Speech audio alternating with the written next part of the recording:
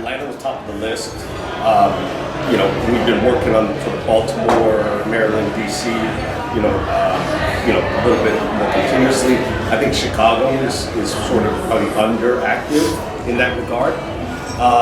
But I think with Tank, who's got a lot of momentum, it was just right place, right time, right demographic. Obviously there's a really strong African American base there, and there's probably an underappreciated Latino population base there as well over the last 5 to 10 years. So I think we think we have sort of a little diamond in the rough. You know, if you can call a major city like Atlanta a diamond in the rough.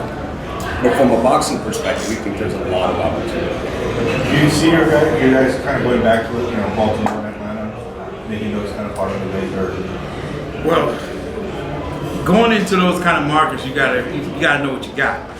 We know we have a young star in Gervonta, and Atlanta's Black Hollywood. Let's call it what it is. It's Black Hollywood. Every rapper, top rapper, is there. And their base is there. A ton is a young demographic. The new rappers. Yeah, the new rappers. Not the top rappers. Yeah, well. So when you talk about all those top guys, they're there, and he's friends with them all. You know, they come to his fights and they support him. And again, it's an untapped market. And we looking to go in there and just blow the thing out, the same way we did with Baltimore's hometown. Tank has a really big base out there, and he's been able to connect with the younger generation the same way. And I'm not comparing him to Mike Tyson, but he's able to captivate the younger generation. A decade ago it was Floyd, but Tank is doing something a little different. When he hit guys, they're falling out. And that's kind of what this younger generation can connect to. And for Tank in Atlanta, I mean, it's a little bit of a risk, but we look at some metrics. We look at his TV ratings. When he fights in Atlanta, we look at something as simple as Google searches. And you can go really deep on Google search and see, like, geographically where are people on Tank Davis fight day, where the search is coming from. And on that last fight in July, I think Baltimore, Maryland, Delaware was clearly number one. But the second highest geographical area in terms of attention versus Google searches was Georgia.